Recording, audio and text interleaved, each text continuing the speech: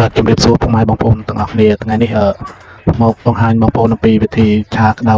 កណ្ដោបងប្អូន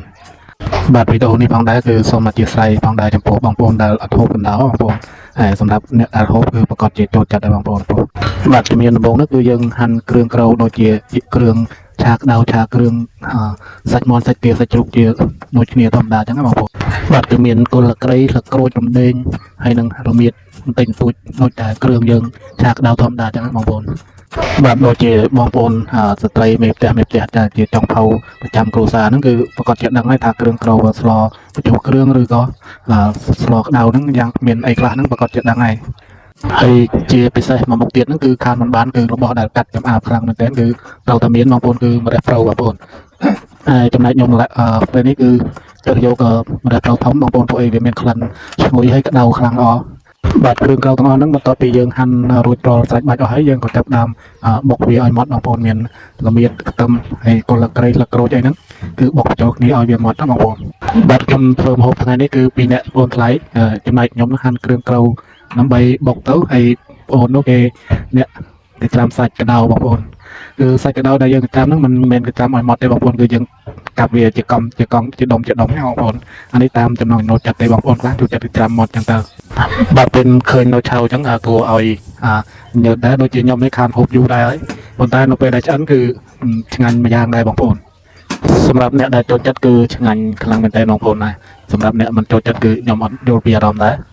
បាទសម្រាប់មុខម្ហូបនីមួយៗគឺអាស្រ័យទៅលើបងប្អូនអ្នកហូបជាអ្នកឲ្យបន្ទុកទេបងប្អូនទោះជាឆ្ងាញ់យ៉ាងណាបើអ្នកហូបថាមិនឆ្ងាញ់គឺមិនឆ្ងាញ់ទេបងប្អូនហើយក៏អាស្រ័យទៅលើការចំណង់ចំណូលចិត្តរបស់មនុស្សម្នាក់ៗដែរកាលណាអ្នកដែលចូលចិត្តគឺថាឆ្ងាញ់ហើយអ្នកដែលមិនចូលចិត្តគឺមិនឆ្ងាញ់មិនចូលចិត្តចឹងមក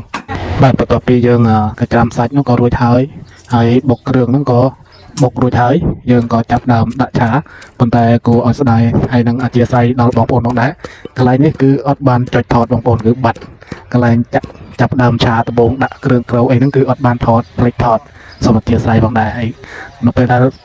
ចាប់អារម្មណ៍ថតហ្នឹងគឺម្ហូបឆ្អិនបាត់ដែរសម្រាប់មុខម្ហូបមួយមុខនេះគឺយើងត្រូវការរំងាស់វាឲ្យយូរខ្លាំងមែនទែនឲ្យរំងាស់ដើម្បីឲ្យរីងទឹកគេហៅចាស់តែនិយមថាទឹកព្រៃហ្នឹងគឺធម្មតាសត្វព្រៃគឺតែងតែមានក្លិន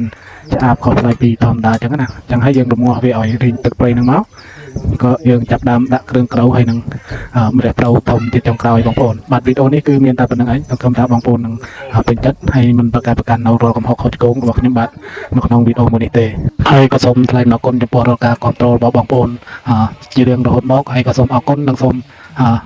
ជូនពរដល់បងប្អូនលោកស៊ីទទួលទានមានបានទៅជាជុំហើយប្រកបការងារបានសម្រេចដោយសេចក្តីបំណងហើយកុំភ្លេចជួយចុច like និង share ម្នាក់មួយដើម្បីជាការលើកទឹកចិត្តក្នុងការផលិតវីដេអូជាបន្តទៀតផងបាទសូមអរគុណនិងសូមគោរពលាសង្ឃឹមថាជួបគ្នានៅវីដេអូក្រោយជាបន្តទៀតបាទសូមអរគុណ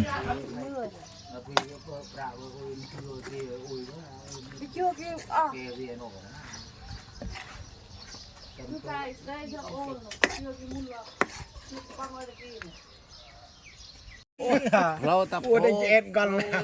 អំពើបារាយនេះហ៎អំពើនេះណា